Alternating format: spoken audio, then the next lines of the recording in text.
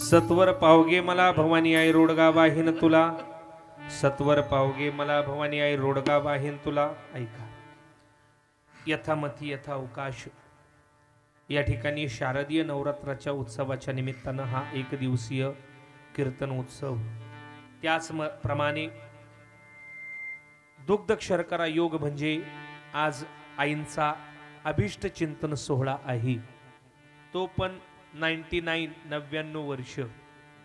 आदरणीय आमचे सोनवणे काका, त्यांच्या मातोश्री, त्यांचा आज अभिष्ट चिंतन सोहळा आहे। पण ऐका ना, आई नेमकी आपल्या जीवनामध्ये काय करते?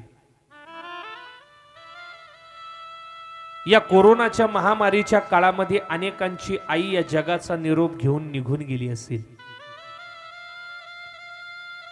कधीतरी आपल्या गेलेल्या आईचा चेहरा डोळ्यासमोर आणा, तुमचे डोळे डबडबतील बाबा। जोपर्यंत ती हयात असते तोपर्यंत तिची किंमत कधी कळत नाही, आणि ती निघून गेल्यानंतर आपण कितीही रडलो तरी ती परत मिळत नाही। काय देता आई असे? आईनं जे दिलंय ते जगाच्या पाठीवरती कोणीच दिलेलं नाही। अगदी मोजक्या गोष्टी सांगतो, उशीर खूप झालाय, लक्षपूर्वक ऐका। या जगाच्या पाठीवरती या मृत्यू लोकांमध्ये पहिलं पाऊल ठेवायला जागा जर कोणी दिली असेल तर ती आईनं दिली। 9 महिने 9 दिवस दगडासारखं ओझं आपल्या उदरामध्ये वागवते, नेत्राचे दिवे करते, हाडाचे काडे करते, रक्ताचं पाणी करते, आपल्याला जन्म देते। पण आतापर्यंत कुठलीच आई आपल्या लेकराला म्हटली नाही, ए दादा, अरे तुझ्यासाठी राब राब राबले रे, लोकांची धुणे भांडे केली, तुला वाढवलं, 50,000 रुपये कमवतो, 25,000 रुपये आणून दे, म्हटली कुठली आई? नाही।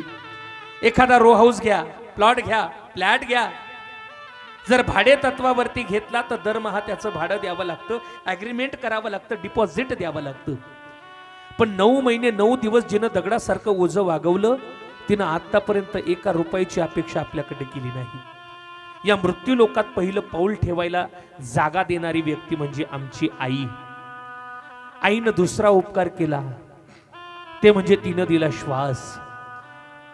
ज्यावेळी एखादी स्त्री आपल्या बाळाला जन्म देते, आई आणि लेकरू या दोघांनाही एक गोष्ट जोडलेली असते, ज्याला म्हटलं जातं नाळ।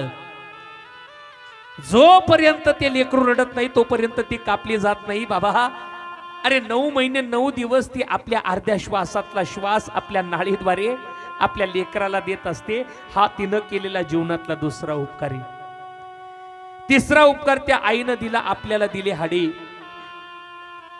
आपण मेल्यानंतर आमचं मांस जळतो, मेद जळतो, लाकडाची मोठमोठी ओंडकी जळतात, पण एक गोष्ट जळत नाही, ज्याला म्हटलं जातं हाडे। का? तर आईनं पाजलेल्या दुधापासून मिळालेल्या कॅल्शियमपासून आमची हाडी एवढी मजबूत झालेली असतात का जगाच्या पाठीवरती तिचं प्रेम कोणी नष्ट करू शकत नाही। एक सांगू का, इथं बसलेल्या प्रत्येकानं आपल्या आईचं गोड गोड दूध पिलंय ना, प्रत्येकानं आपल्या आईचा अमृताचा पाना सेवन केलाय। पण ऐका ना, ते लेकरू तिचंच दूध पितं, तिच्या छाताडात लाता मारतो। जगाच्या पाठीवरती स्वतःच्या छातीत लाता खाऊन दूध पाजणारी जर कोण असेल तर ती आपली आई। आणि सगळ्यात महत्वाचा उपकार तिनं केला, तिनं अब्रू दान दिलं। एखादी लेकरवाळी स्त्री असू द्या, 1000 लोकांमध्ये बसू द्या, लाख लोकांमध्ये बसू द्या, आपल्या बाळाला जर भूक लागली ना तर पदरा आड का होईना आपल्या लेकराला स्तनपान करते, दूध पाजते।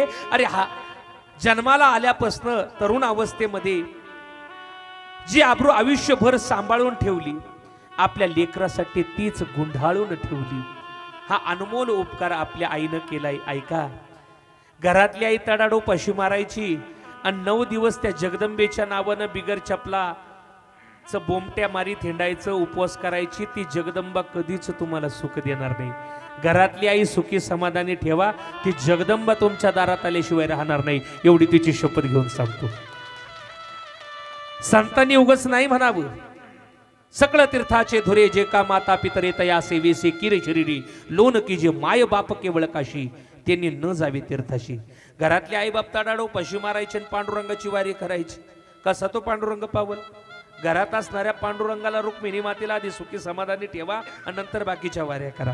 असो, आज त्या आईचं 99वा अभिष्ट चिंतन सोहळा आहे. मी असं म्हणेल अजून 100 वर्ष त्या आईनं असंच त्या ठिकाणी राहावं आणि पुढचा 200वा वाढदिवसाचं कीर्तन सुद्धा माझंच राहावं अशी त्या जगदंबेच्या चरणी प्रार्थना करतो.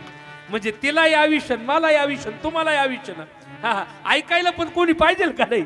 मग ऐकायला सुद्धा तुम्ही पाहिजे म्हणजे तुमचं सुद्धा आयुष्य असो. या ठिकाणी